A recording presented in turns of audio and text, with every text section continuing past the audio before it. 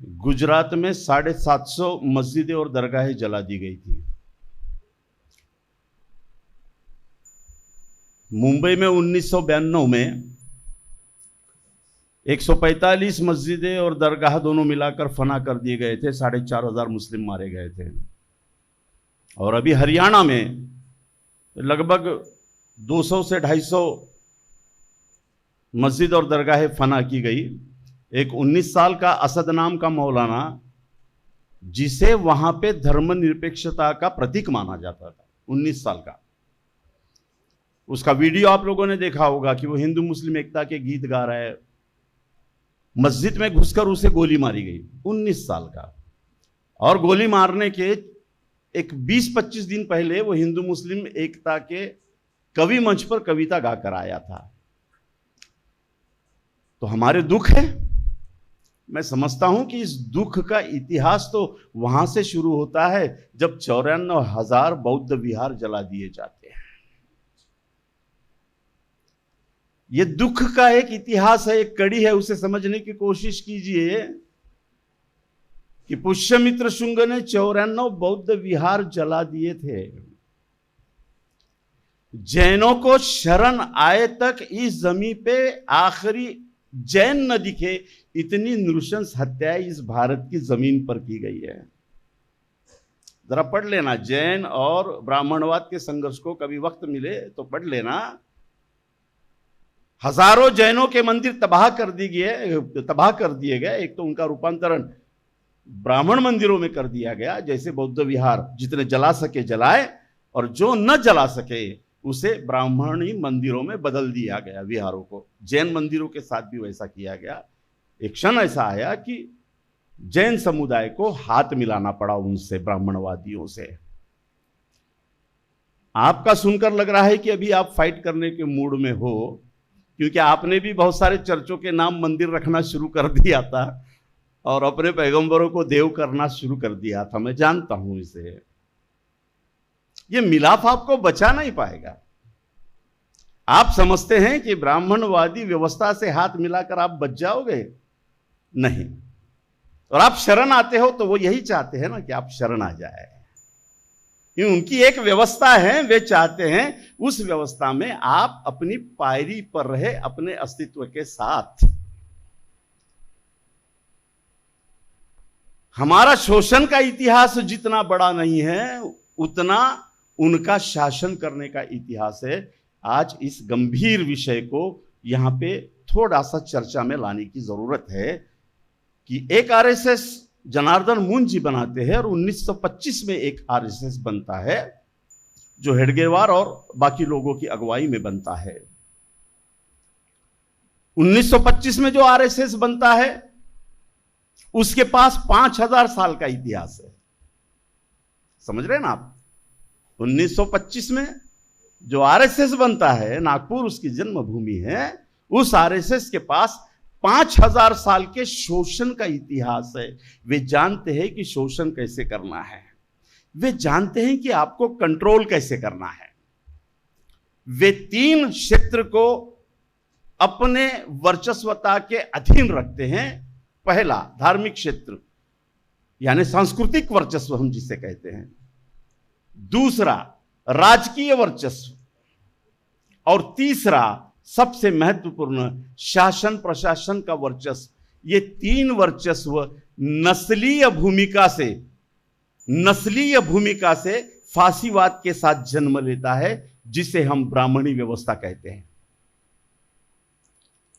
क्या संघर्ष है हमारा? मूलतः हमारा संघर्ष है कि हम मानव हैं, और हमारा संघर्ष है कि मानव करके चाहे जन्मजात हमारे अधिकार हो या जिस धर्म में हम गए हैं वो धर्म मानवता के नाते जितने हमें अच्छे अधिकार देता है, हम उसका पालन करना चाहते हैं। ये हमारी भूमिका है। और नस्लीय भूमिका जो 5,000 साल से ब्राह्मणवादी व्यवस्था के नाम से, कभी मनुवादी व्यवस्था के नाम से, कभी पुरोहितवादी व्यवस्था के नाम से इस देश के करोड़ों करोड़ों मेहनतकश लोगों के छाती पर बैठी हुई है, उसकी भूमिका यह है कि आपको कोई भी जन्मजात या धार्मिक अधिकार है ही नहीं।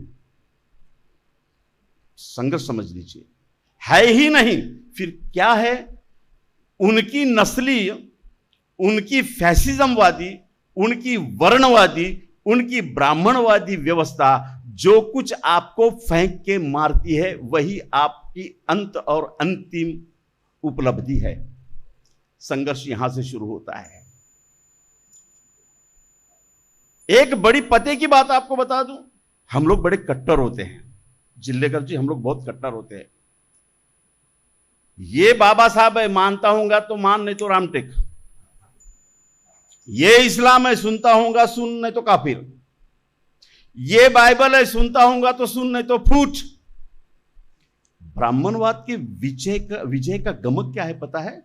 उनके पास ऐसी कोई कट्टरता नहीं है, वे फ्लेक्सिबल है। इसलिए जब ईसाइयों को कंट्रोल करना होता है ना, तो अनुसूचित जाति जमाती के लोग क्रिश्चियन बन के चर्च में बैठते हैं, वो उनको कंट्रोल करने के लिए पादरी बन के ऊपर आता है।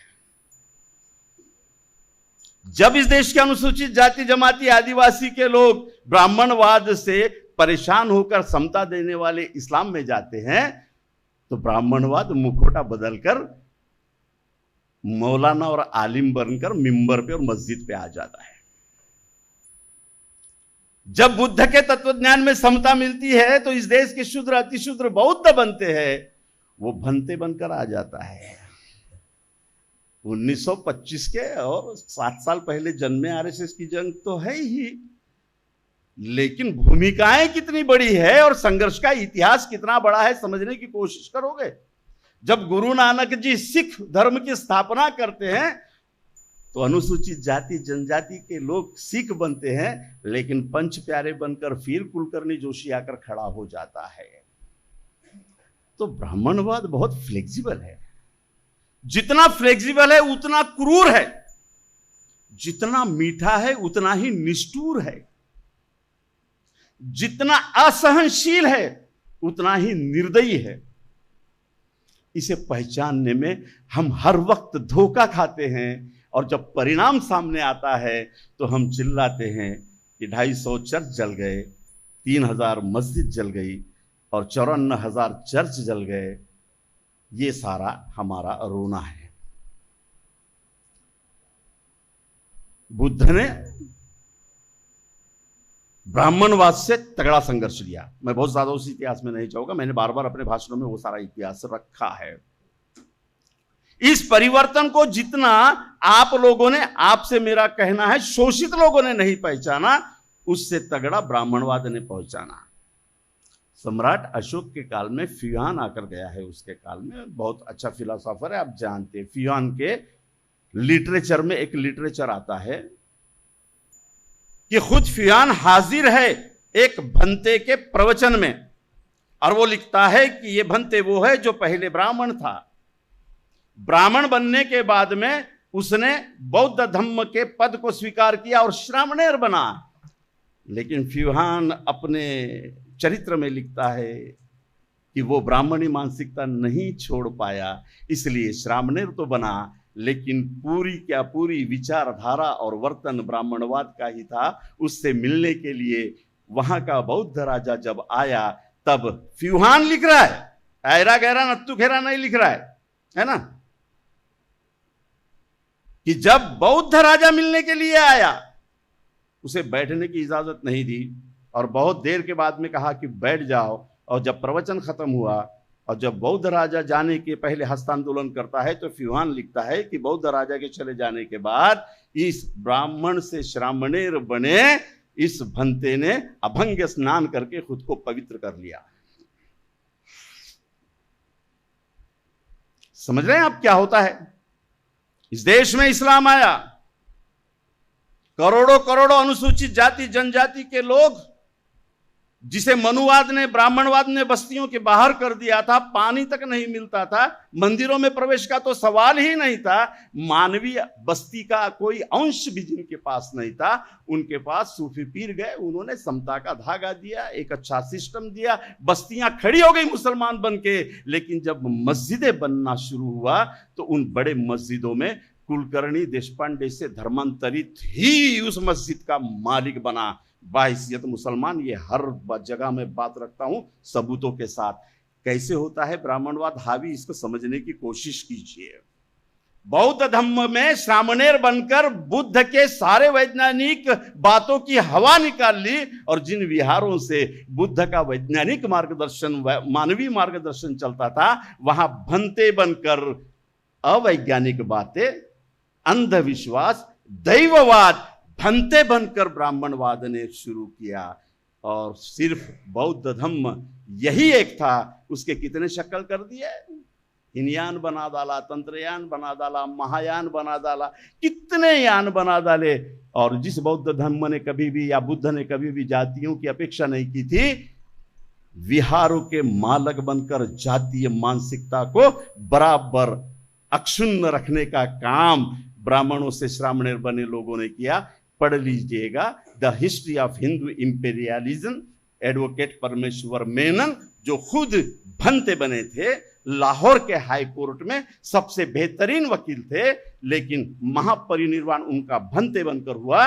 और बाबा साहब जी के हयात में 1948 में लाहौर से उनकी आखिरी एडिशन आई इस किताब की। इसके पहले 2 एडिशन निकल चुकी थी। बाबा साहब ने एक जगह कहा है कि प्रॉपर रेफरेंस के साथ ये किताब लिखी गई है कि बौद्ध धम्म को ब्राह्मणवाद ने कैसे नष्ट किया। कैसे किया? बाहर से नहीं, घूस कर। हमारा क्या रहता है, टेक द टेक नहीं तर। आपका मेरा दुख सेम है शिंदे जी, लेकिन कभी चर्च ने मस्जिद वालों को नहीं बुलाया, कभी मस्जिद वालों ने चर्च वालों को नहीं बुलाया। कभी कुरान में कितनी अच्छी बातें हैं, ये चर्च में चर्चा करने के लिए हम इकट्ठा नहीं आए। कभी मस्जिद में बाइबल में कितनी अच्छी बातें हैं, ये संबंध हमने नहीं बढ़ाया। हम जुमे को अपनी नमाज पढ़ते रहे, आप इतवार को अपना भजन पूजन करते रहे, बुद्ध वाले बौद्ध विहार में जाकर अपना भजन पूजन करते रहे। इतिहास बताने को हम बताते हैं कि 54,000 जलाए, किसने जलाया? हम इतिहास बताते हैं कि हमारे चर्च जले, किसने जलाया? मस्जिद जले, किसने जलाया? जिसने जलाया उसके खिलाफ हम कोई चर्चा नहीं करते इकट्ठा आकर, कभी नहीं करते चर्चा। अभी लग रहा है कि आना चाहिए इकट्ठा, क्योंकि पानी सर से कुछ ज्यादा ही ऊंचा हो गया है। हम जिंदा है लेकिन पानी सर से कुछ ऊंचा हो गया है। एक बच्चे को शिक्षिका कहती है कि मुसलमान है करके मारो दूसरे बच्चे को, यहां तक आ गए हम। आदिवासी बच्चे के चेहरे पे पेशाब कर दिया जाता है। दुख नहीं हुआ था जब बिल्किस बानो को घसीट घसीट कर मारा गया था, 21 लोगों ने रेप किया था, 8 साल की बच्ची को पटक कर मार दिया गया था। जागे नहीं थे आप? खैर लांजी में उस दलित बहना को इतना सब कुछ किया गया था, नहीं जागे थे हम लोग, नहीं जागे थे हम लोग। ये कौन करता है? कौन कर रहा है? दुश्मन छुपा हुआ है, पहचानते नहीं हो तुम उसे। कहीं आसमान से आया हुआ है कि विदेश से आया हुआ है? कहां का है दुश्मन? अरे दुश्मन का इतिहास तो खुला पड़ा है आपके सामने, लेकिन आप अपने अंदर में जो कमीनगी लेकर जीते हो ना, वो कमीनगी उनके विजय की ताकत है। बौद्ध धर्म को पराजित किया, बृहदत्त की हत्या करने के बाद तो कुछ नहीं बचा। बचे हुए बौद्ध धर्म को सीधा सीधा ब्राह्मणी कल्चर में ढाल देने में यशस्वी हो गए। इस्लाम में घुसे, इस्लाम में घुसकर इस्लाम में दैववाद, अवैज्ञानिक बातें, वही परंपराएं अलग ढंग से लादने में कामयाब हो गए। मैं चोरी करता हूं भंगार का, ये दुकान चलाते हैं सट्टे की, वो दारू की, धंधे अलग है, परंपरा एक है। हम एक दूसरे से जंग नहीं लड़ सकते हैं, समझ रहे हैं? साधारण उदाहरण से बता रहा हूं, हम आपस में जंग नहीं लड़ सकते। ये बोल सकते कि मेरा धंधा अलग है, मेरा धंधा अलग है, मेरा ऊंचा है, मेरा ऊंचा है। ब्राह्मणवाद इस तरह से ऐसी परंपराएं बना देता है। आप हो बौद्ध, परंपरा उसकी, आप हो इस्लाम को मानने वाले, परंपराएं उसकी, आप हो ईसाई, परंपराएं उसकी, आप ओबीसी हो, परंपराएं उसकी, आप वारकरी हो, भीड़े को ही लेकर जाओगे आप मून को नहीं बुलाओगे। जय शिवराय कहेंगे लेकिन पुरंदर के इतिहास को पढ़ेंगे आप, मोहम्मद देशमुख के इतिहास को नहीं पढ़ोगे, है ना? तो किस तरह से ब्राह्मणवाद लपेटता है? इस तरह से लपेटता है और ब्राह्मणवाद की दूसरी खासियत 24 घंटे अपडेट रहता है। वो तुम्हें अंधश्रद्धा में रखे, एक सेकंड भी ऐसा नहीं चाहता जब ब्राह्मणवाद का सिस्टम नेशनली नहीं इंटरनेशनल एक्टिविटीज को निष्कर्ष के धरातल पर न चेक करता हो। अरे जब 7वीं सदी में इस देश में खंड खड़ाव नाम का ग्रंथ ब्राह्मणवाद ने लाया तो यह कह दिया कि कोई भी इस देश का नागरिक समुद्र में जा नहीं सकता, समुद्र गमन बंदी। जो समुद्र में जाएगा वो रौरव नर्क में जाएगा, जिंदा नर्क में जाएगा। धर्मादना काशी से निकल गई, धर्मादना सारे पीठों से निकल गई। शंकराचार्यों ने घोषणा कर दी 7वीं सदी में कि जो समुद्र गमन करेगा वो क्यों किया? क्योंकि मैंने पहले ही कहा ये 24 घंटे नेशनल इंटरनेशनल लेवल पे क्या चल रहा है इसके लिए जागरूक रहते, अपडेट रहते। आप क्या समझते सिर्फ ये घंटा बजाते हैं, सिर्फ चड्डी पहनकर रेप राइट करते हैं? ये तो उनका छद्म अवतार है। वे चड्डी में भी अपडेट मोबाइल लेकर घूमते हैं। जरा शाहनेवाह। आप क्या समझते सिर्फ वो लाठी से जंग जीतते हैं? ये छद्म है। 10 करोड़ सैनिक आरएसएस 1925 का गोलवर्कर का, ये 2024 का उनका टारगेट है। मुझे खुशी हुई पाशा साहब ने यहां पे प्रस्तावना में कहा कि हम 1 करोड़ समता सैनिक दल पर अपने सैनिक खड़े करेंगे। आओ मुसलमानों, समता सैनिक दल का हाथ थामो। आओ क्रिश्चियनों, समता सैनिक दल का हाथ थामो। आओ आदिवासियों, समता सैनिक दल का हाथ थामो, क्योंकि तुम्हारे अपने अपने राजनेता ब्राह्मणवाद से लड़ने का कोई फार्मूला नहीं छोड़ गए, बाबा साहब छोड़ गए, इसलिए इस मार्ग पर आना पड़ेगा। मैं तुम्हारी नमाज पढ़ने के लिए बंदिशें नहीं डाल रहा हूं, पढ़ो, बाइबल पढ़ो, कोई प्रॉब्लम नहीं है। जाओ बुद्ध मूर्ति के साथ में मोमबत्ती लगाओ, अगरबत्ती लगाओ, कोई प्रॉब्लम नहीं है हम लोगों को। तुम्हें जो कीड़े मकोड़ों की तरह मारता है सिस्टम, उस सिस्टम के खिलाफ लड़ने के लिए इकट्ठा हो। इज्जत ही नहीं करता तुम्हारी, जानवर ही नहीं डुक्कर से बदतर देखता है जो सिस्टम। उस सिस्टम के छाती पे चढ़कर भारतीय संविधान जो बाबा साहब ने दिया, अरे वो इंसान करके भारतीयत्व का सबसे ऊंचा ओहदा तुम्हें देता है। जंग उसकी है, तुम्हारे मजहब की आइडेंटिटी की कोई लाड़ नहीं है। कौन गिनता है मुसलमान को, कौन गिनता है क्रिश्चियन को? अरे क्रिश्चियन आ गया उठ जाओ, होता है कभी ऐसा? नहीं। अरे मुसलमान आ गया उठ जाओ, नहीं। क्योंकि 5000 साल की गुलामी है ना हमारे मानसिकता में। कुछ जीन्स पैदा हो जाते हैं तो क्या प्रॉब्लम है? महात्मा ज्योतिबा फुले ने संघर्ष खड़ा किया। 7वीं सदी में समुद्र गमन की बंदी कर दी। क्यों की? मुझे चिढ़ आती है अंबेडकरवादी कहलाने वाले कुछ लोगों पर। मेरा पंगा है, इसलिए पंगा है कि मैं खुद को जब से मूंछ आई है तब से सर के बाल जाए तक मैं फूले शाहू अंबेडकर ही रखते आया हूं। अंतिम सांस तक भी मैं वो रखते रहूंगा। मैं छोटा सा अंबेडकर कभी नहीं रखता। वो बौद्ध धम्म लेने वाला अंबेडकर मेरे लिए महान नहीं है। मेरे लिए सारे धर्मों को भारतीयत्व देने वाला अंबेडकर बहुत महान है। इस देश को बनाने वाला अंबेडकर बहुत महान है।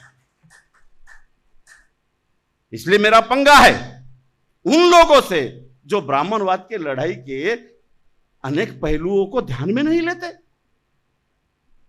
अरे उन्होंने अपने बीजेपी के कार्यालय में मुसलमानों को नमाज पढ़ने के लिए एक कमरा दे दिया। पढ़ रहे हैं वहां मुसलमान नमाज और कहते हैं कि कुछ नहीं होगा। अरे हिंदू राष्ट्र हो जाए तो हो जाए, यहां तो हम नमाज पढ़ रहे हैं। पुलिस मूर्ख लोग, तुम लोग आंदोलन करने वाले लोग, ये समझ नहीं पाते क्या चल रहा है। एक भंतों की फौज खड़ी कर दी उन्होंने, आरएसएस वालों ने। पेड वर्कर है वो उनके। आप समझ नहीं पा रहे हो। ईसाइयों में कई पादरी है जो आरएसएस से हाथ मिलाकर काम कर रहे हैं। आप समझ नहीं पा रहे हो। वारकरी संप्रदाय के कई साधु लोग उनका काम कर रहे हैं, एक व्यवस्था चलाते हैं। वो आप समझ क्या रहे, मजाक है? अरे 5000 साल से वो एक व्यवस्था चला रहे, जिसे छोड़ देंगे, फुले के नाम पर छोड़ देंगे। यह महात्मा ज्योतिबा फुले कहता है, और छगन भुजबल जिस महात्मा फुले का नाम लेके सत्ता में जाता है, उनसे हाथ मिला के सत्ता में शामिल हो जाता है। कैसे लड़ेंगे हम लोग? कैसे लड़ेंगे? छत्रपति शिवाजी महाराज का चरित्र हनन करने वाले लोगों के साथ में पहेट में जाके पहले हाथ मिलाकर सत्ता में शामिल होते, अभी खुलेआम सत्ता में शामिल होते। क्या चैलेंजेस है आपके सामने? कैसे चैलेंजेस है आपके सामने? आप समझ लो कि मून साहब की जो आरएसएस खड़ी हुई है, वो इतने बड़े चर्चाओं के बाद खड़ी हुई है। बहुत बड़ा मिशन लेकर वो खड़ी हुई है। क्यों कहा था विदेश में मत जाओ? क्योंकि उस वक्त मक्का मदीना से एक तूफान उठा था। रेवरण जी, मून साहब, अतिथियों, 7वीं सदी में पैगंबर मोहम्मद ने इस्लाम नाम का एक नया धर्म, नया सिस्टम मक्का मदीना में लॉन्च किया था, जिसके पास में अपनी आचार संहिता थी, जिसके पास में अपना पॉलिटिकल सिस्टम था, जिसके पास में अपना रिलीजियस सिस्टम था, जिसके पास में अपना इकोनॉमिकल सिस्टम था, जिसके पास में अपना एजुकेशनल सिस्टम था, जिसके पास में अपना व्यापारी सिस्टम था, जिसके पास में अपना राजनैतिक दर्शन था, राजनैतिक सिद्धांत थे, और सैनिक था। वो शक्ति जो आ रही थी, वो समुद्र से उस पार आ रही थी। कह दिया कि भारत का कोई भी आदमी भारत से बाहर नहीं जाएगा, और मंसूर खलीफा के दरबार में ब्राह्मण पंडितों का जत्था पहुंचकर संस्कृत के ग्रंथ सौंप रहा है मुसलमानों को। काय अभ्यास करता तुम्ही? कसले अभ्यास करता? लढाई जिंकायची असेल तर खूप चौफेर अभ्यास करावा लागतो आणि करावा लागेल। कमतरता तिथं आहे। आदिवासींना जवळ घ्यायला, आदिवासी कसा जगतो, त्याचे रिच्युअल्स काय आहेत, तो गोटूल काय आहेत, त्याचे गण काय आहेत, याचा अभ्यास करावा लागेल। कारण आधुनिक भारताच्या जडणघडणापूर्वी धार्मिक भावनांची जडणघडण 5000 वर्षाची आहे आमच्या डोक्यावर। त्याचा वापर ते करतात। अरे जे देव त्यांचे नाहीत, त्या देवांचे मालक ब्राह्मण झालेत, आणि बहुजनांचे देव त्यांच्या अखत्यारीत गेले। जेव्हा बहुजनांचे देवच त्यांच्या अखत्यारीत गेले, या बहुजनांना कसं जिंकणार आहात तुम्ही? याची रणनीती आहे का तुमच्याकडे? काही आहे का काही रणनीती? ते एका महाआरतीच्या भरोश्यावर, एक महाआरती के भरोसे पर वो हजारों करोड़ों हिंदुओं को अपने साथ में ले लेते हैं। हमारे पास में इसके खिलाफ कोई रणनीति है कि केवल गालियां देने की रणनीति है हमारे पास में? इस बात को गंभीरता से सोचना चाहिए। मैंने कहा कि वो बहुत अपडेट रहते हैं। उन्होंने अपडेट ले लिया कि एक नई व्यवस्था आ रही है, वो व्यवस्था यहां के शूद्र अतिशूद्रों को मुक्त करा सकती है। क्या किया इन्होंने? मैं भारतीय संविधान तक आते आते ये समरी आपके ध्यान में ले रहा हूं, मेरे पास वक्त है ना। क्या किया इन्होंने? मुगल आए, मुस्लिम आए, तुर्क आए, विदेशों से ये मुस्लिम आए, तो मैंने पहले ही कहा कि उनके पास में एक सिस्टम था। अब लड़ाई किसकी थी? मुसलमानों की। यहां पर जो ब्राह्मणवाद था उससे नहीं थी, सिस्टम की, सिस्टम से लड़ाई है। बौद्धिज्म को पराजित क्यों किया? बौद्धिज्म से धर्म की लड़ाई नहीं थी, ब्राह्मणवाद की, सिस्टम की लड़ाई थी। बौद्धिज्म जो व्यवस्था दे रहा था मानवतावाद की, अमानवीय व्यवस्था ब्राह्मणवाद की, उससे लड़ाई है। अब जब मुसलमान बादशाह राजा आ रहे हैं, हिंदू राष्ट्राचं एकही आंदोलन नाही दिसत 800 वर्षात। 800 साल मुसलमानों ने राज किया। अल्लाउद्दीन खिलजी से लेकर बादशाह औरंगजेब तक, बहादुर शाह जफर तक। ठाकरे साहब, एक भी आंदोलन 800 साल में हिंदू राष्ट्र झाले पाहिजे म्हणून नाही झालं बाबा। कोणत्या ग्रंथात नाही, कोणत्या इतिहासाच्या पानावर नाही, नाहीये ना? क्यों नहीं है? क्यों नहीं है? क्योंकि इन 800 साल राज करने वाले मुसलमान जो बाहर से आए थे, उनके सिस्टम के साथ ब्राह्मणवाद ने अपना सिस्टम मैच किया, और जो अरबस्तान में जाकर खलीफा मंसूर के दरबार में 7वीं 8वीं सदी में शिष्टमंडल ले जाके चर्चा कर रहे हैं, उन्होंने बता दिया इन मुसलमानों को कि आप भी ऊंचे वंश के हो और अल्लाह ने आपको सल्तनत सौंपी है, तो हम भी भारत में सल्तनत करते हैं क्योंकि ब्रह्मा ने हमको सल्तनत सौंपी है। इसलिए आ जाओ, आपका सिस्टम हमारा सिस्टम, हाथ मिलाते हैं, राज तो जनता पर करनी है। ये तो बेवकूफ है, ये जो किसान है ये तो बेअक्कल है, ये तो कारागिर है, ये तो मूर्ख है, इन पे ही राज करना है ना। तो चलो आपका और हमारा सिस्टम मिलाते हैं और राज करते हैं। आराम से 800 साल मुसलमानों ने राज किया, न कभी मंदिर के लिए आवाज उठी। बादशाह औरंगजेब ने 100 मंदिरों को दान दिया है, दान पत्र रखा हुआ है।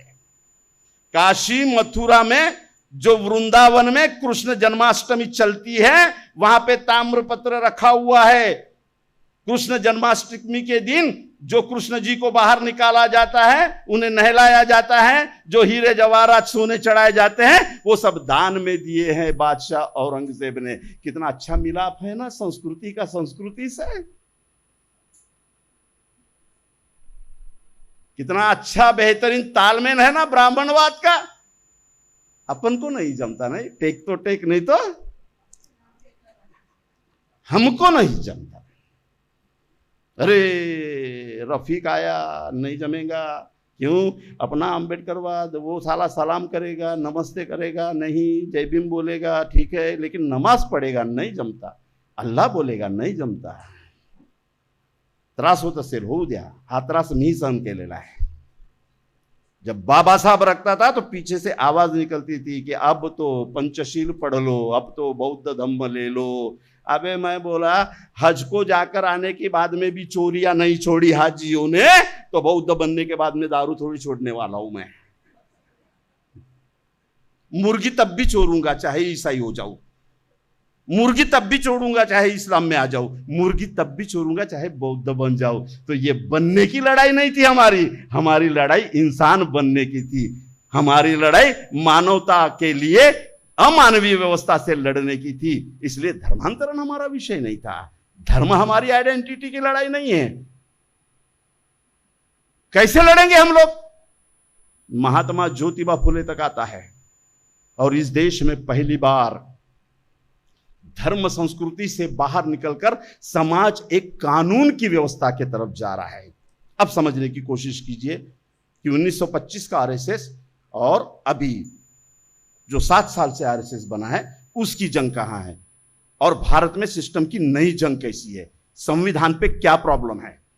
संविधान बदलेंगे, लिख के देता हूं मैं, कोई होता नहीं हूं, राष्ट्रपति क्यों नहीं, राज्यपाल हूं नहीं, लेकिन फिर भी बैद्यनाथ चौक पे जितनी प्रॉपर्टी है उतनी लिख कर देता हूं। यह संविधान कभी नहीं बदलेंगे।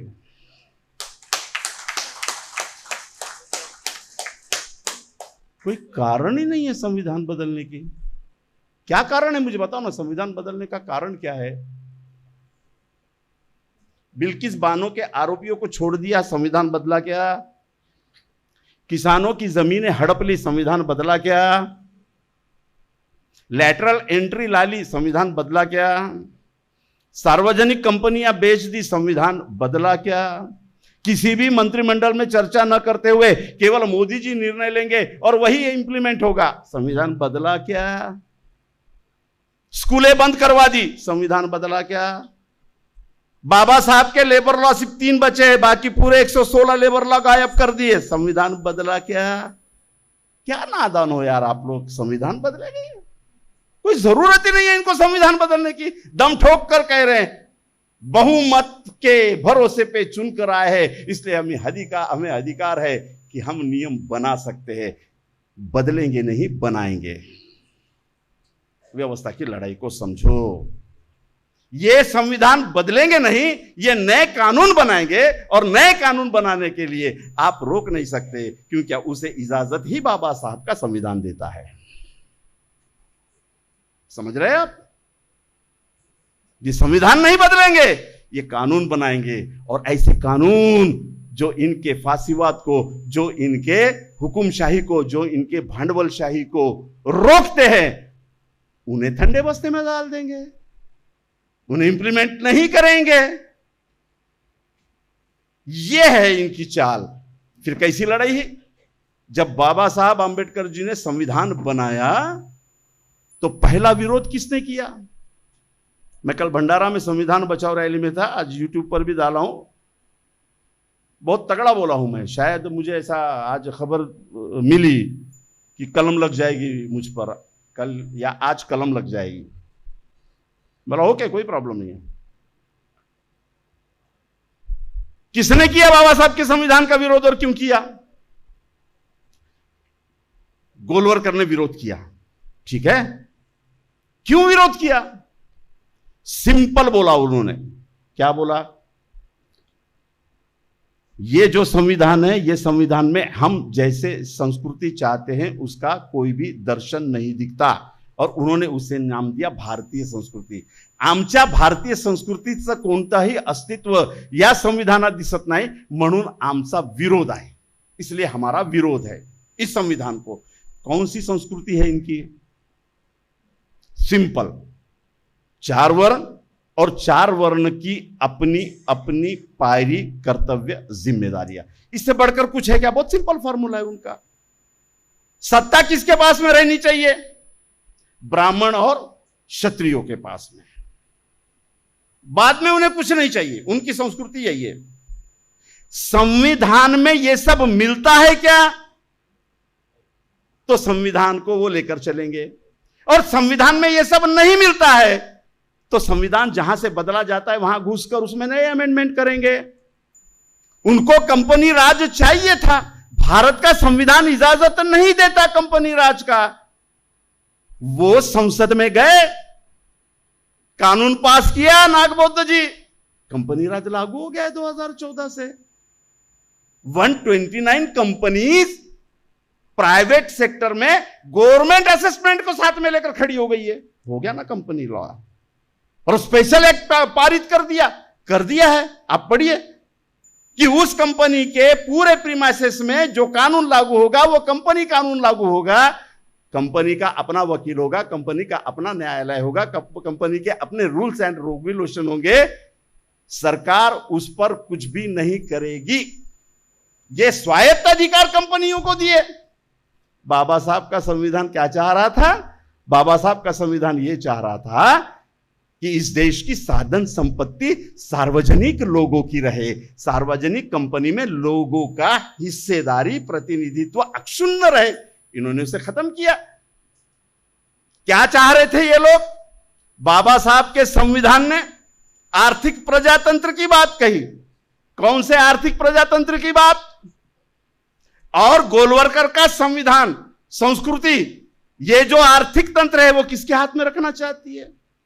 वैश्य समूह के हाथ में रखना चाहती है।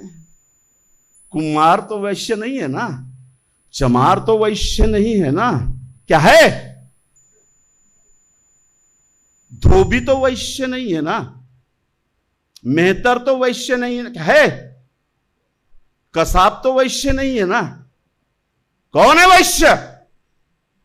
तो आज पूरा अर्थतंत्र संसद में जाने के बाद ने वैश्यों के हाथ में दे दिया। नई एजुकेशन पॉलिसी लाई। तुम जिस पायरी पे हो उसी पायरी पर ट्रेनिंग देने का सिस्टम ला लिया। मोची को मोची बनाकर रखा, मेहतर को मेहतर बना दिया, चमार को चमार बना दिया, धोबी को धोबी बना दिया। नई एजुकेशन पॉलिसी में यह सब बनाया, लेकिन अरबों खरबों के कंट्रोल्ड इकोनॉमी में किसको हावी किया? वैश्य समूह के।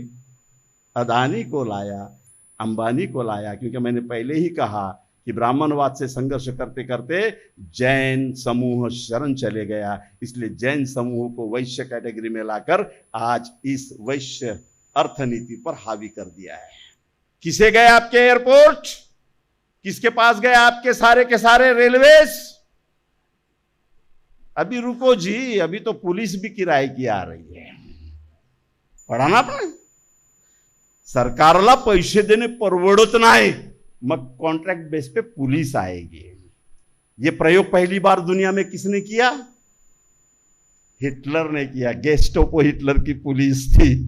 गेस्टापो पुलिस में ये जो अग्निवीर है ना, यही सेम मॉडल है, सेम मॉडल। बदला क्या संविधान?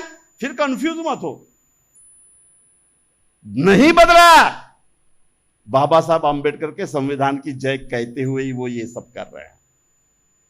किसान वैश्य में नहीं आता, किसान शूद्र में आता, लेकिन हो सकता है किसान इंडस्ट्रियलाइजेशन की तरफ जाए तो वैश्य बन सकता है। बहुत सिस्टमेटिक तरीके से 2014 से एक नई पॉलिसी अडॉप्ट की, लेकिन 2014 नहीं, ये आजादी के बाद लगातार वे इस मोड में रहे। कांग्रेस में बैठे हुए अपने नेताओं के जरिए जितना नपुंसक संविधान को करते आता था उन्होंने किया, क्योंकि मैंने पहले ही कहा उन्हें 5000 साल का अनुभव है राजनीति का। हम तो नगर पालिका अभी जीते, बराबर है ना।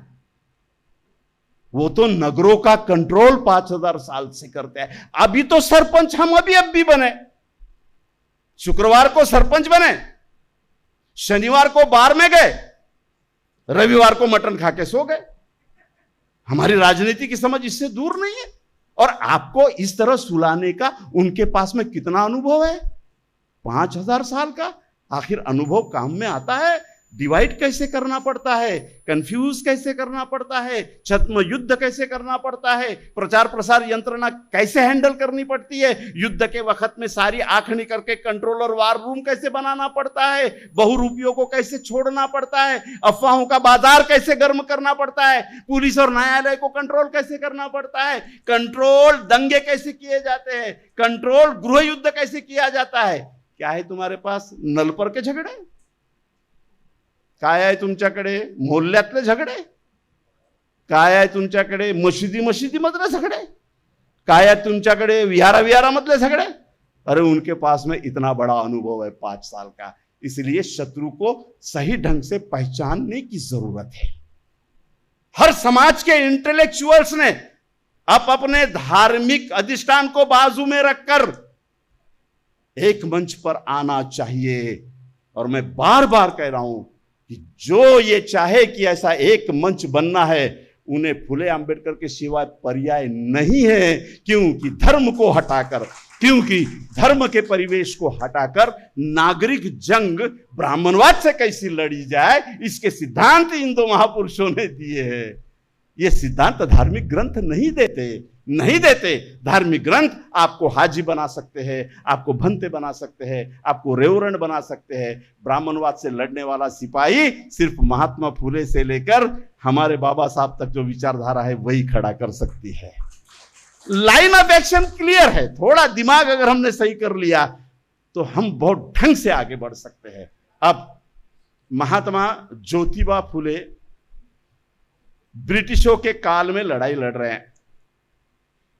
ब्रिटिशों के काल में हिंदू राष्ट्र का झंडा क्यों नहीं उठाया? दूसरा सवाल।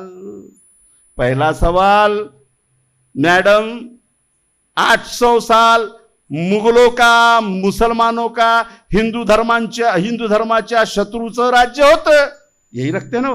अबे तो झंडू बाम उस वक्त में किसी मंदिर से हिंदू राष्ट्र की आवाज क्यों नहीं उठी? उठना चाहिए था ना। अभी हमको लग रहा है कि दिल्ली में हमारा दुश्मन बैठा है, हम दम ठोक कर बोल रहे साला दिल्ली में हमारा दुश्मन बैठा है, बोल रहे हैं ना हम लोग। संविधान का दुश्मन बैठा है, जमहूरियत का दुश्मन बैठा है, हम बोल रहे। हत्यारा अगर सियासत में प्रधानमंत्री बन जाए तो उसकी हत्याओं का पाप कभी भी मिटाया नहीं जा सकता। मोदी प्रधानमंत्री है लेकिन हत्यारा भी है, ये गोधरा का कांड चीख चीख कर कह रहा है। नहीं भूल सकते हम। गोधरा पे हजारों किताबें हैं, खुद न्यायाधीशों ने लिखी हुई किताबें हैं। बर्नी की किताब ऐतिहासिक है, एक एक पन्ने की अगर आप साक्ष्य पढ़ोगे तो रोते रहोगे रात भर। इतना भयानक सेटल कांड है ये। इसके लिए किस तरह से राज्य मशीनरी का इस्तेमाल किया, किस तरह पुलिस प्रशासन का इस्तेमाल किया, किस तरह सेमी मिलिट्री का इस्तेमाल किया, पॉलिटिशियन का कैसा इस्तेमाल किया। यही नहीं, उन्होंने लिस्ट दी है कि नामचीन गुंडों का कैसा इस्तेमाल किया, ब्लॉकेज कैसे लगाए, मोहल्लों को कैसे बांटा, पानी कैसी काटी, बिजली कैसे काटा, और रात में हमलों के लिए किस तरह से लाइट का इंतजाम किया। हम किस व्यवस्था से लड़ रहे हैं, समझ रहे हैं आप? ये सारी समझने की कोशिश कीजिए। तो महात्मा ज्योतिबा फुले जब खड़े होते हैं, 200 साल ब्रिटिशों ने राज किया, इनमें से कोई भी शेंडे वाला खड़े नहीं हुआ की आमचा हिंदू धर्म धो क्या आहे, फक्त एकच दिसते, कोण तो कायची तरी चरबी लागली होती म्हणे, तो एकच। आणि त्याच्यामुळे ब्रिटिश राज्य, क्या मजाक है इतिहास का हमारे साथ में। 200 साल तक ब्रिटिशों के विरोध में नहीं बोले, 800 साल तक मुसलमानों के विरोध में नहीं बोले। क्यों नहीं बोले ब्रिटिशों के विरोध में? मैंने स्टार्टिंग में जब अपना एंट्रो डाला तो कहा था कि 3 विभाग ब्राह्मणवाद हमेशा अपने कब्जे में रखता है, इसके लिए कोई भी कॉम्प्रोमाइज करता है। कोई भी आप सोच नहीं सकते, आप कभी कर नहीं सकते। ससरा बन जाएगा, साला बन जाएगा, दामाद बन जाएगा, पादरी बन जाएगा, मौला बन जाएगा, कुछ भी बन जाएगा, लेकिन सांस्कृतिक वर्चस्व, राजनीतिक वर्चस्व और प्रशासनिक वर्चस्व अपने हाथ से कभी खोता ही नहीं है। ब्रिटिशों के काल में पहली बार महात्मा ज्योतिबा फुले ने ब्राह्मणांचे कसब इस किताब में लिखा कि ब्रिटिशों का राज है, लेकिन अंतर्गत व्यवस्था 99% ब्राह्मण नाम के एक ही जाति ने संभाली है, इसलिए इन लोगों को ये राज दैवी राज लगता है। एक ग्रंथ संस्कृत का सारे मुगल तुर्कों को दिया कि आप भी ऊंचे नस्ल के हैं और हम भी ऊंचे नस्ल के हैं, इसलिए आपका हमारा कोई झगड़ा नहीं है। ये नीचे नस्ल के लोग जो हिंदुस्तान में रहते हैं, इन पे राज करने के लिए जैसे ब्रह्मा ने हमको भेजा, वैसे ही आपको अल्लाह ने भेजा, वैसे ही गोरे अंग्रेजों आपको भी गॉड ने भेजा। 200 साल राज किया इस देश पे, और जब महात्मा ज्योतिबा फुले खड़े हुए तब ब्राह्मणवाद को लगा कि अब संकट आ रहा है, अब संकट आ रहा है, क्योंकि महात्मा ज्योतिबा फुले ने सांस्कृतिक वर्चस्व को आह्वान दिया, प्रशासनिक वर्चस्व को आह्वान दिया, शैक्षणिक मक्तेदारी को आह्वान दिया। यही नहीं, इस देश की संपूर्ण व्यवस्था में शूद्रों के स्थान को लेकर पहली बार कानूनी ढंग से लड़ाई लड़ने वाला महान नेता महात्मा ज्योतिबा फुले है। डॉक्टर बाबा साहब आंबेडकर यूं ही गुरु नहीं मानते, यूं ही गुरु नहीं मानते। हर क्रांति का टप्पा होता है, उस समय का जो लॉजिकल एरा होता है, उस समय का जो टेक्नोलॉजिकल एरा होता है, उस समय का जो प्रशासकीय और राजनीतिक ढांचा होता है, उसके संदर्भ में क्रांति की लड़ाई लड़ी जाती है। हम खोजते हैं 1857 मधला तो करा क्रांतिकारी, अबे नहीं, गदर उससे बड़ा क्रांतिकारी है इस युग का। समझ रहे हैं आप? बाबा साहब पर गीत लिखने वाले बड़े क्रांतिकारी है इस युग के। नामदेव ढसाठ से लेकर ये जो कविताएं होती है, ये जो साहित्यिक है, ये बड़े नासिक के बागुल से लेकर ये सब, हर समय में क्रांति के नए टप्पे होते हैं, नए संदर्भ होते हैं, नई योजनाएं होती है। महात्मा ज्योतिबा फुले ने कहा ये ब्राह्मणवाद हम पर हावी है, और ऐ शूद्रो, ब्रिटिशों के रहते ही तुम इससे मुक्ति के द्वार खोल सकते हो। एक बार ब्रिटिश गए तो वो भी द्वार तुम्हारे बंद हो जाएंगे, क्योंकि ब्रिटिशों का सिस्टम कहीं ना कहीं कानून पर आधारित था। समझ रहे हो आप? कहीं ना कहीं आपके व्यक्ति मूल्य के सामने ब्रिटिशों का कानून था। इसलिए महात्मा ज्योतिबा फुले कह रहे हैं कि उठो और ब्रिटिश है तब तक शिक्षा प्राप्त कर लो। किसानों का भेष लेकर गए, मनुस्मृति इसका परवानगी देता है? अगर ब्रिटिश नहीं होते तो क्या महात्मा ज्योतिबा फुले किसानों के बारे में इस तरह का आंदोलन खड़ा करते? किसके पास जाते? किसके पास जाते? शिक्षा में बहुजनों की हिस्सेदारी दो करके ब्रिटिशों को बोले, क्योंकि ब्रिटिशों के पास में यह हिस्सेदारी देने का कानून था। क्या मनुस्मृति वालों के पास जाके मांगते? वहां तो कानून है शिक्षाबंदी। ये स्टेप्स हम जब आगे आगे लेके जाते हैं तो पहली बार जब 1917 में ब्रिटिशों ने जाहिर कर दिया कि हम धीरे धीरे भारत को स्वतंत्रता देंगे, और यह भी जाहिर कर दिया कि धीरे धीरे हम भारत को पार्लियामेंट्री सिस्टम में ले जाएंगे, तब ब्राह्मणवाद हिंदू धर्म का या हिंदू राज्य का फार्मूला लेकर उतरता है। तब तक ना किसी ग्रंथ में हिंदू नाम का उल्लेख है, तब तक ना महाभारत में उल्लेख है, ना रामायण में उल्लेख है। आया कहां से? भाई मुगलों के काल में नहीं लाया तुमने हिंदू राष्ट्र, ब्रिटिशों के काल में नहीं लाया हिंदू राष्ट्र। 1857 का युद्ध होता है और पहली बार मनुवाद को एक खतरा दिखाई देता है। कौन सा?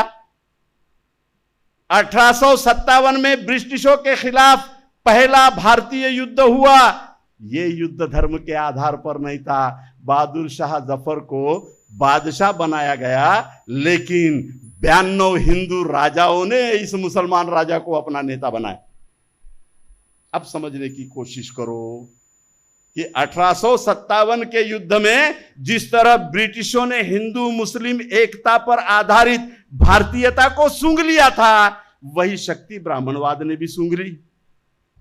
ब्राह्मणवाद ने यह शक्ति बहुत तेजी से सूंघ ली और अपने एक नए योद्धा को मैदान में उतारा, जिसने पहली बार हिंदू राष्ट्र की संकल्पना रखी, और यहां से भारतीय संविधान, भारतीयता और हिंदू राष्ट्र की जंग शुरू हो गई।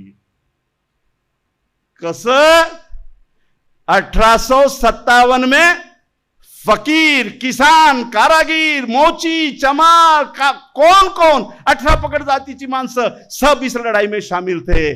92 हिंदू राजा थे, मुसलमान को राजा बनाया, मुसलमान करके नहीं। 92 हिंदू राजा लड़ रहे थे, हिंदू करके नहीं। हमारा कॉमन दुश्मन है कौन? ब्रिटिश। और ब्रिटिशों के विरोध में लड़ने वाले सारे भारतीय, लेकिन ब्रिटिशों के अंतर्गत व्यवस्था को संभालने वाले कौन थे? 1857 को जरा बैठ के चेक करो। सावरकर 1857 के युद्ध को ही नकार देते हैं। 1857 के युद्ध को फेल करने वाले सारे ब्रिटिशों के खुफिया विभाग के वे भारतीय लोग थे जो एक ही जाति के थे। चलो इस पर कभी बोलूंगा 1857 के युद्ध के मामले में। चलो इतना ही समझ लीजिए। अब ब्रिटिशों के इस 1857 के युद्ध के परिणाम में एक भारतीयता दृढ़ हो रही है। यह ब्राह्मणवाद ने सूंघ लिया, और ब्राह्मणवाद ने यह भी सूंघ लिया कि अब ब्रिटिश इस देश में ज्यादा समय तक नहीं रह सकते। फिर इन्होंने हिंदू राष्ट्र का झोला निकाला। कैसे? 1857 के बाद इस देश में पहली लैटरल एंट्री हुई है। मोदी जी ने पहली लैटरल एंट्री नहीं की। आपको लगा कि मोदी जी ने एकदम ही अचानक पूरी दुनिया से हटकर ये क्या ला लिया? ना एमपीएससी पास, ना यूपीएससी पास, ना आईएएस की परीक्षा पास, एकदम सेक्रेटरी बना दिया सेंट्रल गवर्नमेंट में, एकदम सेक्रेटरी बना दिया विदाउट एनी एग्जामिनेशन स्टेट में। गलत है। पहली लेटरल एंट्री बंकिम चंद्र चटर्जी की है, जो ब्रिटिशों ने डायरेक्ट सेशन जज के पोस्ट पर की, विदाउट एनी एग्जामिनेशन। कोई भी जुडिशियरी एग्जाम को पास किए बिना बंकिम चंद्र चटर्जी को डायरेक्ट सेशन जज की पोस्ट पर ब्रिटिशों ने अपॉइंटमेंट दी। क्यों दी? क्योंकि इन्होंने किताब लिखी थी, और उस किताब का नाम है, जिसे ब्रिटिशों ने खुले हाथ से फाइनेंस दिया, अंग्रेजी में भी ट्रांसलेट किया, और कई लाख प्रतियां इस देश में बांटी गई। उस किताब का नाम है आनंद मठ। और इस आनंद मठ में पहली बार हिंदू राष्ट्र की ब्लूप्रिंट रखी गई। हिंदू राष्ट्र का मॉडल लिखने वाली पहली किताब बंकिम चंद्र चटर्जी की आनंद मठ, और बंकिम चंद्र चटर्जी को बगैर कोई एग्जाम दिए ब्रिटिशों ने पहली बार सेशन जज बना लिया। समझ रहे हो खेल क्या है आनंद मठ में? तुमको सिर्फ एक ही बात मालूम है, कौन सी? वंदे, हाँ बस एवढंच। कितने लोगों ने पढ़ा है आनंद मठ पूरी तरह? चल पढ़ लीजिए, ठीक है। ज्या एक्झाम मध्ये आपल्याला बसायचंच नाही ते विचारायचं कशाला, हात उंचला म्हणून, राहू द्या। क्या है आनंद मठ में? आनंद मठ में 100 साल पहले बंगाल के मुस्लिम नवाब का राज्य दिखा रहा है। राज्य किसका है? प्रत्यक्ष ब्रिटिशों का। भारतीय लोग लड़ाई किससे कर रहे हैं? ब्रिटिशों से।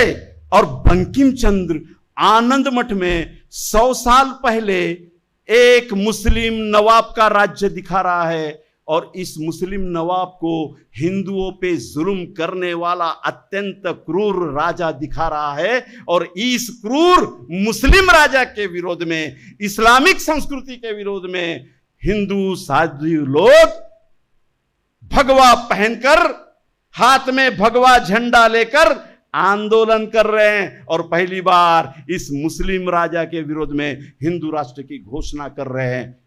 प्रकरण पुढं जातं। याच्यामध्ये युद्धाचं वर्णन कसं माहितीये?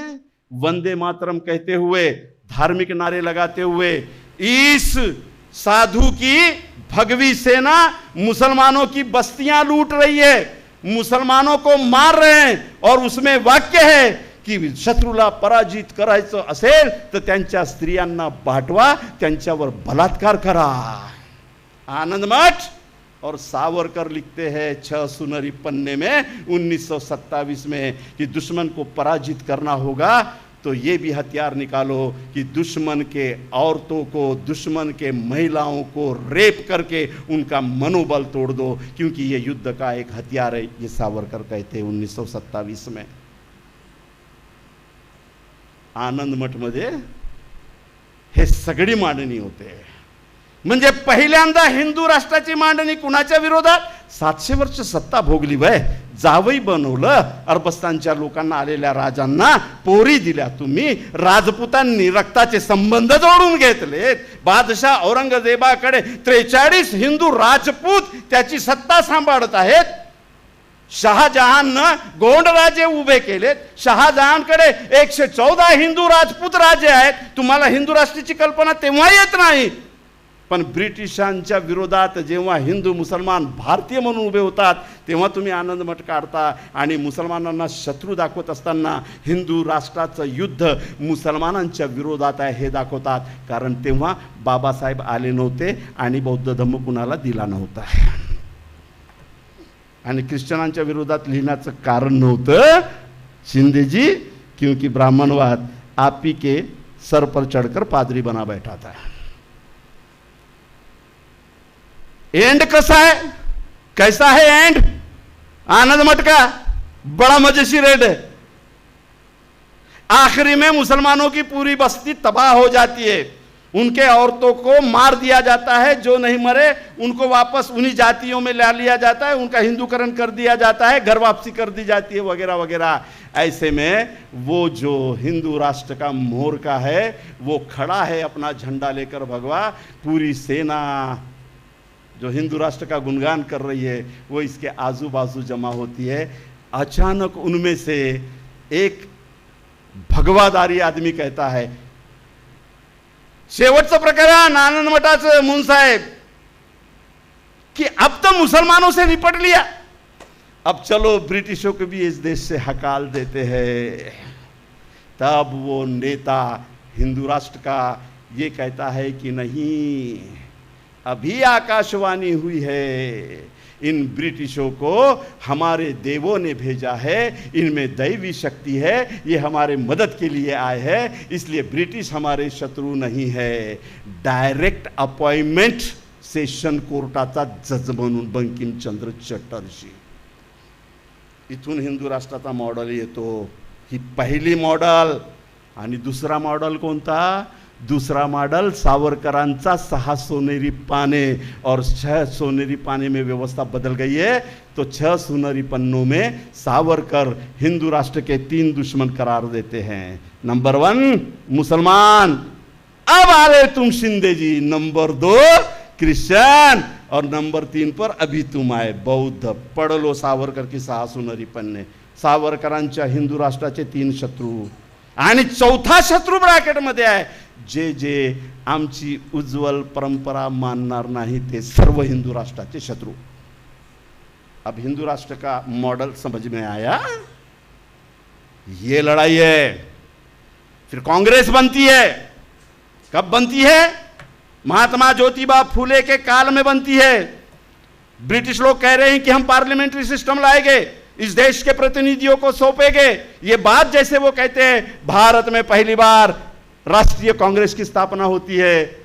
जैसी स्थापना होती है विथ इन अ वीक, एक हफ्ते के अंदर महात्मा ज्योतिबा फुले का स्टेटमेंट आता है. ये जो काँग्रेस आहे हे नॅशनल नाही आहे.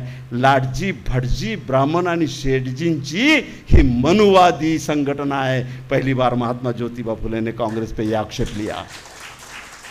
इतिहास को सही दृष्टि से पढ़ो तो तुमको पता चलेगा कि बाबा साहब ने अलग पक्ष क्यों बनाया.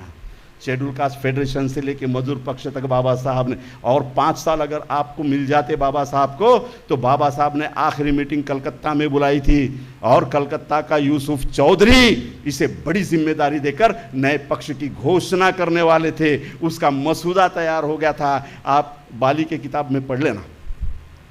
और यूसुफ चौधरी कौन है इसको भी जरा नेट पर, आप बहुत दबंग नेता था कलकत्ता का.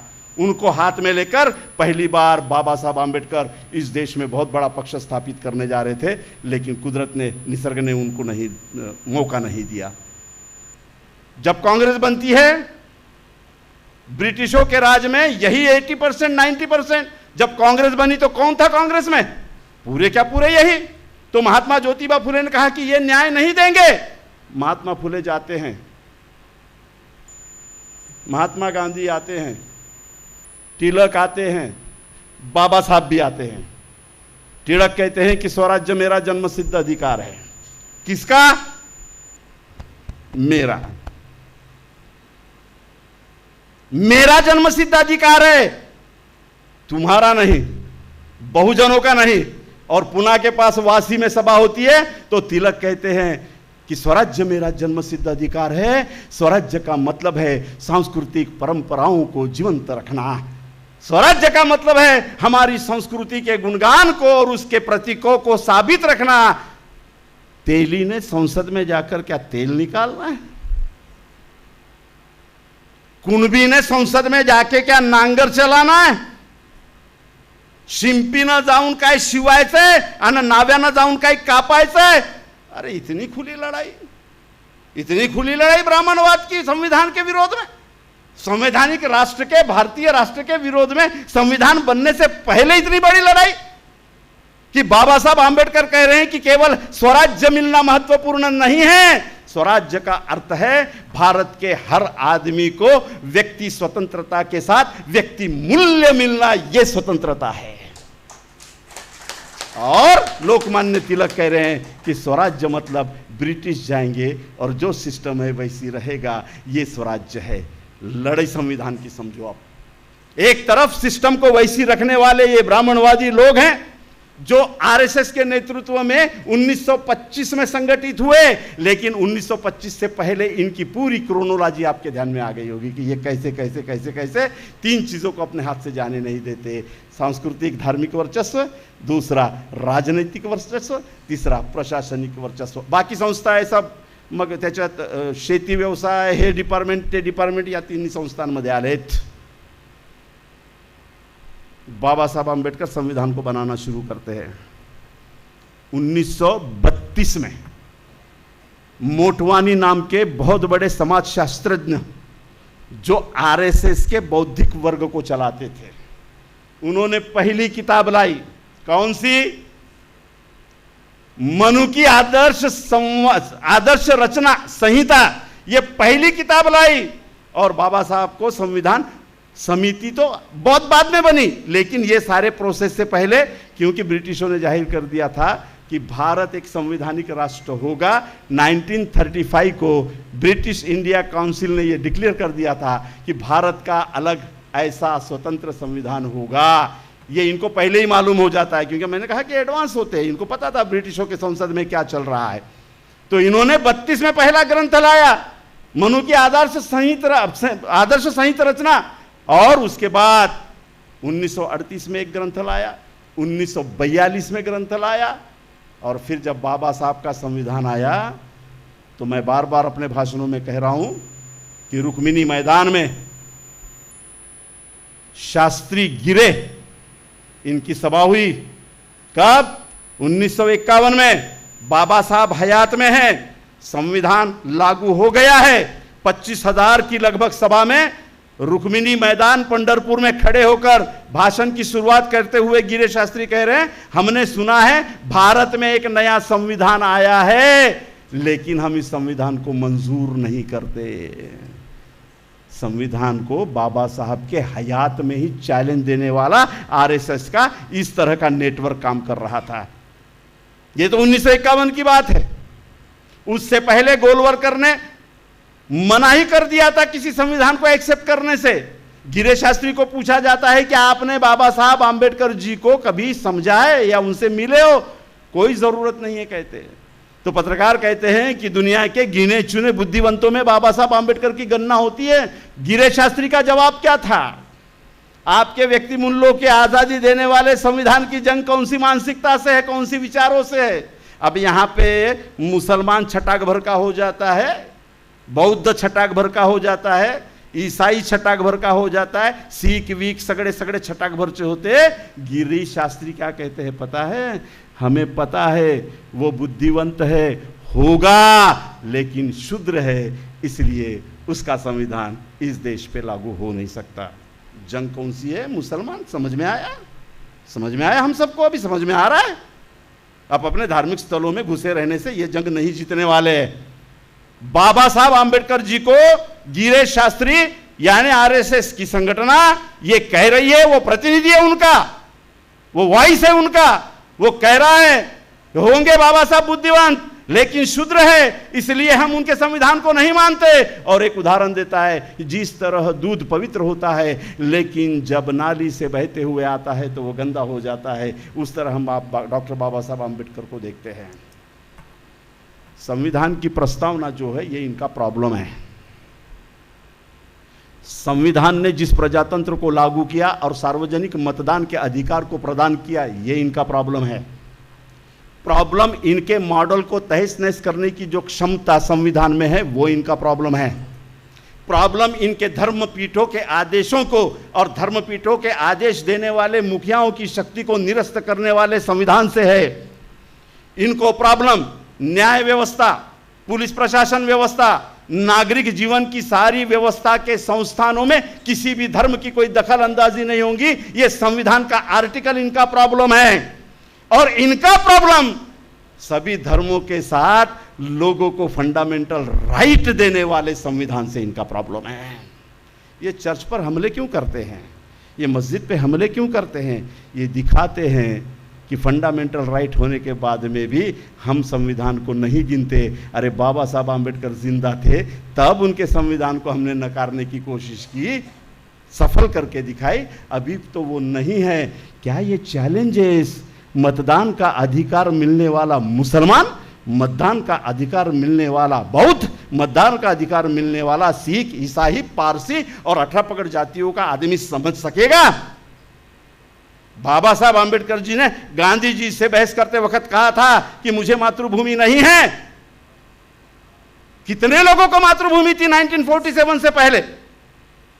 यूं ही वो सीएए एनआरसी नहीं लाते। सीएए एनआरसी संविधान के सार्वजनिक मतदान को नकारने के बहुत बड़े स्कीम का हिस्सा है, क्योंकि गोलवरकर ने बंच ऑफ थॉट में लिख दिया था की मूर्खांना मतदानाचा अधिकार देऊन त्या नडल्या पडल्या घडल्या सडल्या लोकांना मतदानाचा अधिकार देऊन भारतीय संस्कृतीवर मोठा कलंक आलेला आहे. म्हणून यांचा मतदानाचा अधिकार मुसलमानांचा काढून घेतला पाहिजे. म्हणून अमित शाह NRC CAA घेऊन येतो आणि तुम्हाला विचारतो की कागद दाखवा. कब पूछ रहा है? 2015 में. और तुम्हें जिस दिन ये देश आजाद हुआ उस दिन इस देश में रहने वाला हर आदमी भारत का नागरिक है, उसे कोई कागज मांगा नहीं जाएगा. ये संविधान के मूल कॉन्स्टिट्यूशन में दिया गया है. ये पढ़ा हुआ है. नागरिक कौन उसमें पढ़ लीजिए. जो अभी अस्तित्व में है उससे कोई कागज नहीं लिया जाएगा. जो इस धरती में इस टेरिटरी पे है, भारताच्या संघ राज्याच्या सीमेमध्ये जे आज अस्तित्वात आहेत ते सगळे भारताचे नागरिक आहेत. लेकिन पूछा गया, क्यों पूछा गया कि बाबा साहब आंबेडकर जी ने जब गांधी जी को कहा था कि मुझे मातृभूमि नहीं है, अरे माझ्या मुसलमाना, अरे माझ्या शीख ईसाई पारसी कुणबी माडी तेली, अरे 11% लोकांना मतदानाचा अधिकार होता रे 1947च्या पहिले. काय नालायकीपना करतो रे आपण. पढ़ा होगा ना 1947 से पहले इस देश में केवल 11% लोगों को भारत सरकार के मंत्री चुनने का अधिकार था, भारत सरकार के प्रतिनिधि चुनने का अधिकार था. कितने लोगों को? 11% लोगों को. और ये कहते हैं कि मातृभूमि उसकी होगी जो इस देश का नागरिक होगा. तो 89% नागरिक थे ही नहीं ना 47 से पहले. तो बाबा साहब ने केवल अस्पृश्यों के लिए कहा कि मुझे मातृभूमि नहीं है. इतने गलतफहमी में नहीं रहना. अरे मुसलमानों के 18 पगड़ जातियों से धर्मांतरित लोग, तुम्हें भी मातृभूमि नहीं थी.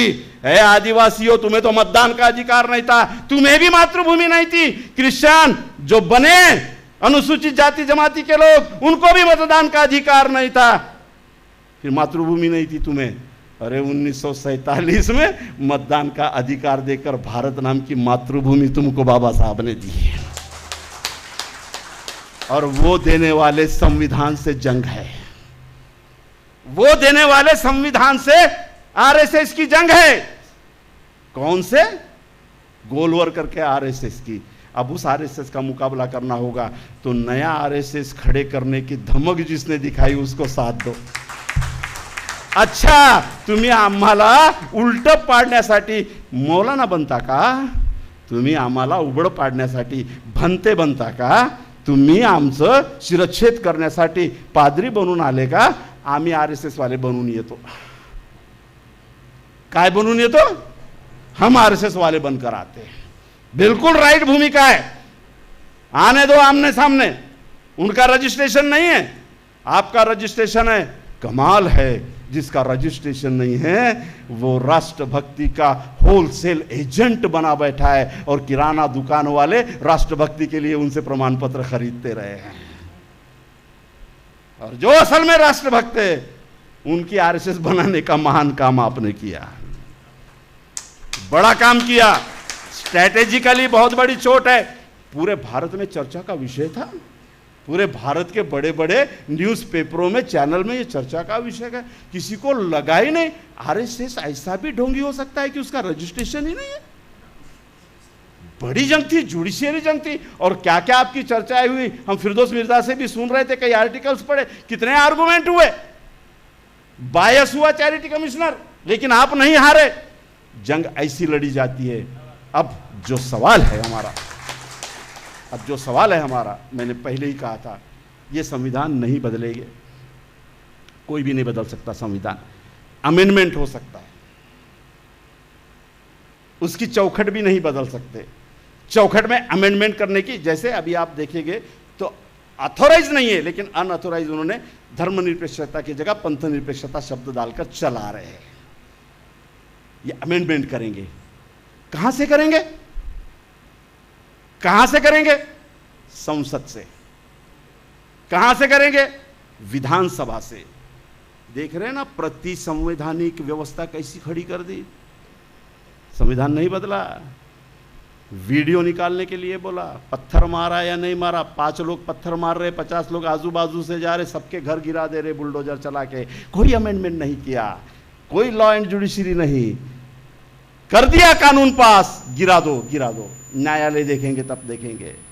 बना दिया यूएपीए, लगा दो, डाल दो अंदर, बाद में देखेंगे। कोई संविधान नहीं बदला, पैरेलल व्यवस्था खड़ी कर दी। आदिवासी महिला को नंगा घुमाया गया, राज्यपाल बैठा हुआ है, मुख्यमंत्री बैठा हुआ है, सेंट्रल गवर्नमेंट का सिस्टम बैठा हुआ है, राज्य सरकार का पूरा सिस्टम बैठा हुआ है। 1.5 महीने तक पता नहीं चलता है, और 1.5 महीने के बाद में जब वीडियो लीक होता है तब भी कुछ नहीं किया जाता, जब तक इस देश के सर्वोच्च न्यायालय का न्यायाधीश, मुख्य न्यायाधीश चंद्रचूड़ ये नहीं कहते अगर तुमने एक्शन नहीं ली तो हमें एक्शन लेना पड़ेगा। तब एक्शन मोड में आते हैं सरकार, क्योंकि बाबा साहब ने ये सारा दृष्टिपथ में रखते हुए संसद से भी ऊपर सर्वोच्च न्यायालय को संविधान का रक्षक बनाकर इसलिए खड़ा किया कि 1000 मंत्री, 1000 सरकारें साले बेईमान हो जाएंगे, टोलियां बनाकर लूटेंगे, लेकिन न्यायाधीशों में एक तो ईमानदार निकलेगा जो संविधान की रक्षा कर पाएगा। इसलिए सर्वोच्च शक्तियां सर्वोच्च न्यायालय को देते वक्त ये सारा ढांचा बाबा साहब आंबेडकर जी के ध्यान में था। अब जंग कैसी है? टोलियां बन गई है इनकी, लुटेरों की टोलियां। किससे लड़े हम? आखिरी पड़ाव पे हूं। कुणासोबत भांडता? कोणतं राजकीय युद्ध 2024 मध्ये लढता सांगा? क्योंकि सुबह मैं एक राष्ट्रवादी नेता के साथ में खाना खा रहा था, सुबह में नाश्ता कर रहा था। दोपहर में देखा तो एक होटल में वो भाजपा वाले के साथ में बिरयानी खा रहा था। मैं बोला साला बदल गया ये, जाने दो। जिसका फोन आया था महात्मा गांधी जी की जय, महात्मा गांधी जी के कुर्बानी के गाने, मैं बोला बहुत अच्छा है यार ये तो। उसके पास गया तो शिवसेना वाले पहले ही वहाँ बैठे थे। मैं बोला साला ये भी हाथ से गया। मैं बोला चलो कांग्रेसी के घर में जाते हैं, तो क्या देखता हूँ वहाँ पे मोहन जी बैठे हुए पहले से। कुणासोबत भांडता है? किससे झगड़ते? अजित पवार साहेबांसोबत भांडता, भुजबळ साहेबांसोबत भांडता, आव्हाडांसोबत भांडता, की आमचे आदरणीय नेते शरद पवार साहेबांसोबत भांडता, मुनगंटीवारांसोबत भांडता, एकनाथ शिंदेसोबत भांडता, की उद्धवजी सोबत जाता? टोलियां बनाए हैं और एक में उद्देश्य है लूटमार। जो शामिल होगा कुछ लेना देना नहीं है जनता से, कुछ नहीं, क्योंकि सिस्टम बराबर है आरएसएस का। कौन सा सिस्टम है? ब्राह्मण, क्षत्रिय, वैश्य, तुम्ही आम्ही। अरे आपला आय कार्ड आहे ना तुमच्याजवळ, मग तुम्ही कुठं राहायचं? खूप उडी मारली तर ग्रामपंचायत, जिल्हा परिषद, त्याच्या पलीकडे नाही। जिल्हा परिषद पण नाही, तिथं भी देशमुखच आहेत। अब वो तो कम से कम बाबा साहब ने पॉलिटिकल रिजर्वेशन दिया, इसलिए दिख रहे मडावी, इसलिए दिख रहे हैं मेश्राम जी। 160, आपने 100 बोला, 360 भाजपा के खासदारों में 160 आरक्षण से चुनकर गए हुए खासदार है। पूरी लड़ाई अभी जनता की है। अगर जनता रास्ते पर उतरेगी, संविधान बचाओ नहीं, आपने बराबर बोला भी, आपने बोला या मेरे ख्याल से उन्होंने बराबर बोला, आपने बराबर बोला, संविधान बचाओ नहीं, संविधान का इंप्लीमेंटेशन करो। ये लड़ाई है हमारी। संविधान को कुछ बचाना नहीं है, तुमने लिखा ही नहीं तो तुम कहां से बचाओगे? वो बाबा साहब ने बराबर बचाव कर लिया, अपना लिख भी दिया, बचाव भी किया। इंप्लीमेंटेशन, हमें नहीं चाहिए कंपनी राज, हमें नहीं चाहिए पूंजीवाद, हमें नहीं चाहिए पुलिस राज। और इसकी लड़ाई छोटी छोटी क्यों न हो, लेकिन इस महाराष्ट्र में खड़ी हो रही है। यहाँ पे नागबौद्ध जी आए हैं, वो संयुक्त मोर्चे की स्थापना कर रहे हैं। अभी 2 तारीख को इसी भवन में, 3 तारीख को बहुत बड़ा अशोक सरस्वती जी ने मेड़ावा रखा है। करीबन 1000-1500 कार्यकर्ता आ रहे। संविधान बचाओ, लेकिन किसी भी पॉलिटिशियन को न बुलाते हुए लोक लड़ा अगर खड़ा होता है तो हम विजयी होने के कगार पर जा सकते हैं। क्योंकि मतदान का अधिकार देते वक्त बाबा साहब ने दो महत्वपूर्ण कोटेशन किए थे। एक, मतदान का अधिकार इसलिए दे रहा हूं कि चुनकर देने के बाद में जो नालायक होता है उसे तुम उतार सको। चुनकर देने के बाद में जो नालायक होता है उसे तुम उतार सको। आखिरी कोटेशन बाबा साहब का महत्वपूर्ण है कि मतदान से ज्यादा, चुनकर देने से ज्यादा यह निर्णय तुम्हारे नैतिकता का महत्वपूर्ण है कि किसे चुनकर देना ही नहीं है। कुणाला निवडून द्यायचंच नाही है, यह निर्णय महत्वपूर्ण रहने वाला है 2024 को। किसको चुनकर देना है यह सेकेंडरी है। 2024 में अभी सबसे महत्वपूर्ण निर्णय कि किसको चुनकर नहीं देना है, यह महत्वपूर्ण है। क्योंकि जो भाजपा है वो 38 नॉन भाजपाई पार्टियों के साथ में, और इंडिया ये भी लगभग 30-32,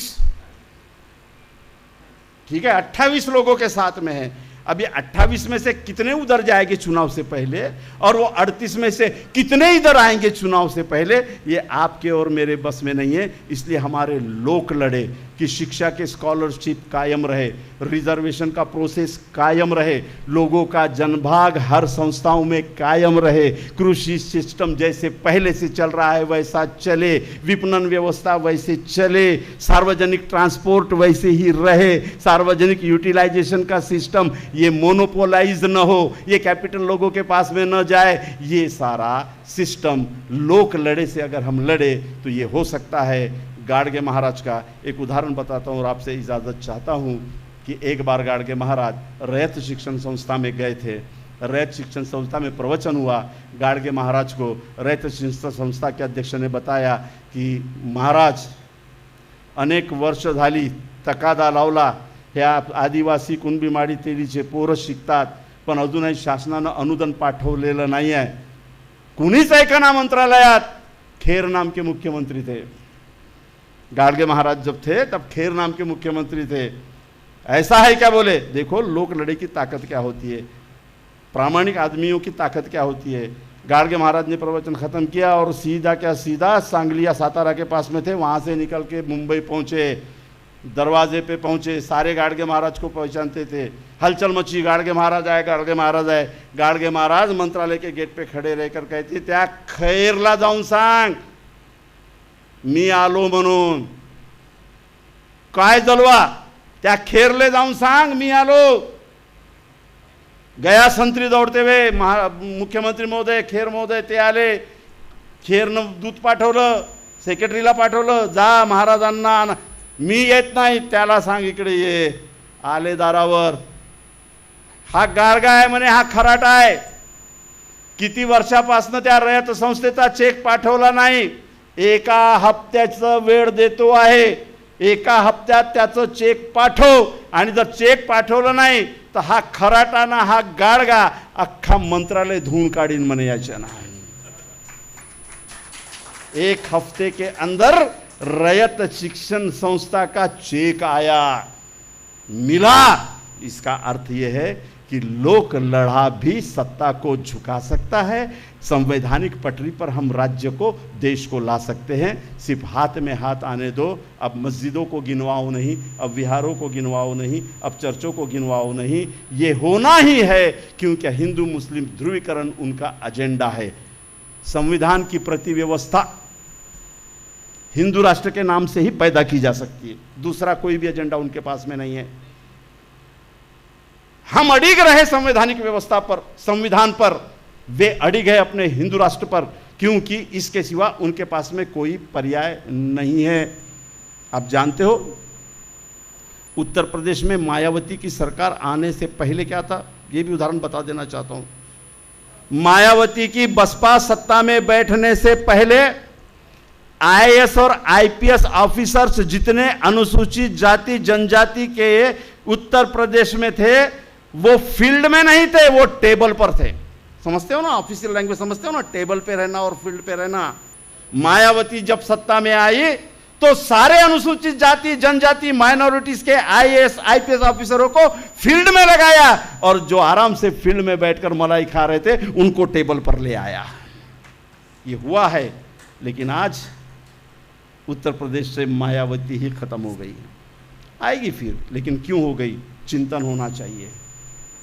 क्यों खत्म हुई? चिंतन होना चाहिए। मुसलमानों से पॉलिटिक्स कैसे छूट गया?